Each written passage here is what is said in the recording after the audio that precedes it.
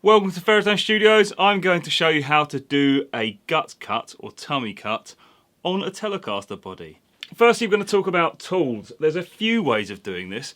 One of my preferred ways is with a circular saw. So you set the depth and you just go around and be very careful and carve it out. But it's a little bit dangerous.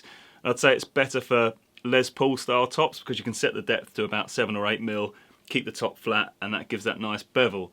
For this sort of project, just a tummy cut, or gut cut as I call it, rasps and files. This is my Shinto rasp, brilliant tool, but I mean, I've bent it from using it so much, so it's sort of unusable. But for a tummy cut, a curved rasp and curved files would be a great way of shaping the wood. It's a bit labour intensive, but you can do it at your own pace. So if you're going full speed with a power tool and it goes wrong, you can take wood away, but you can't really add it. I mean, you can fill it, but that's not ideal. So with these, you can see what's happening at all times and avoid any problems. I'm probably going to use these mainly because I can't use the next tool I'm going to describe, which would be my preferred method.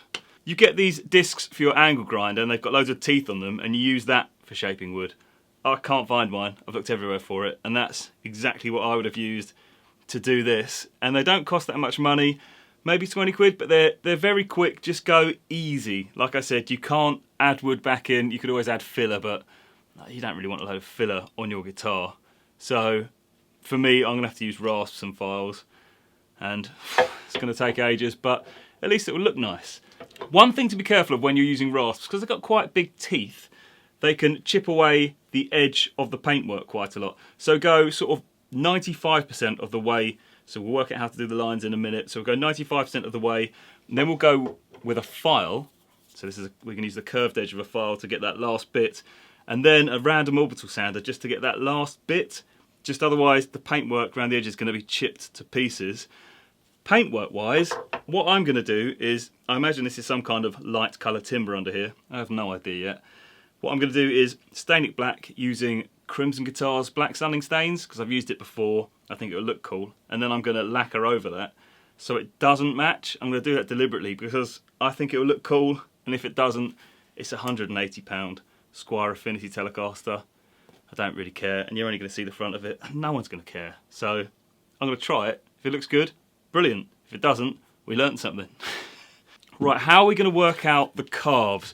Well, for me, I have this Stratocaster cut out from a template I made, and what I did is I cut out some paper, which is the shape of a Stratocaster pretty much. This is 2 bits of A4 taped together. So if you've got a Stratocaster, just draw around it, very clever. And then what I did is put it on its back, put the paper on it, and I folded the paper and went along those fold lines with a pencil. So I've got the same carve, well, where this carve is, I've got that drawn on a Stratocaster outline. And I know that's not ideal because it's the wrong type of guitar, but it gives me an idea of where I want to go to on the Telecaster. So what I'm going to do is get the Telecaster, put it on its back, put this template over it, work out roughly where it should go. There's such different shapes. And then probably move it towards the headstock end a little bit, because I play with my guitar sort of aimed up a lot, which means if the gut cut's all the way over here, it's in the wrong place, whereas I will need a bit of this sort of material gone. So I'm going to put this on its back, use this piece of paper weird template to work out what's what, and then use various masking tapes to mark out where that car's going to go.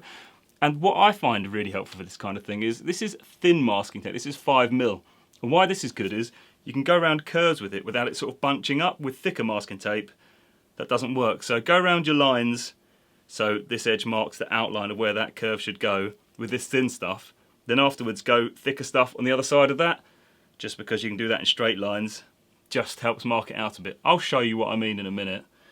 For the meantime, I've got to work out where this is going to go. I hope this goes well.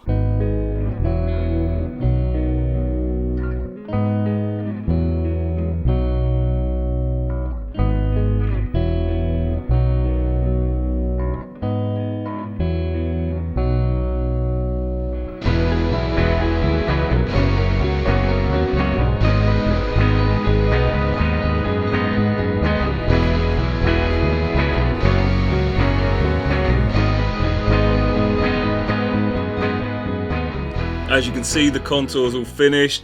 Feels really nice. I sprayed it with satin nitrocellulose after staining it black with Crimson Guitar Stunning Stains, just because I don't know, I just want it to look different from the shiny black gloss finish. I figured as I'm going for a different look on the stain, I may as well have a different finish on it. And I think it looks amazing. I mean, it's beaten up a bit because I actually did it a couple of months ago and it's had a bit of a kicking since. But yeah, the guitar's finished. It's just so much more comfortable. I'm gonna do this on a few more guitars. I think the arm contour, I think the tummy cut makes a bigger difference comfort-wise than the arm contour. I'm glad I've done this as well, but I'll probably do this on my Mexican Fender, so my player one, and I might do it on a bass guitar as well. Yeah, it was definitely a good thing. I would recommend it. It doesn't take very long. I don't know if it took longer to spray than it did, especially with nitrocellulose. You can only do a bit and then just come back a long while later. But to actually do the carve, it only takes probably half an hour. And that includes sanding, which doesn't take very long, but I did use a random orbital sander, which saves a lot of time. And then it's just make sure there's no dust around, have a good clean up, tape everything up, so I just taped a bag over it, and spray it. And if you use something that isn't nitrocellulose, it'll be a lot quicker. You can probably do it in 2 or 3 coats. And that looks fantastic. Thanks for watching. Check out the video on the arm contour if you're interested. Obviously check out the videos on how I've turned this into an Esquire, because obviously it started off with a white scratch plate, 2 pickups and all sorts, and now it's got 1 pickup.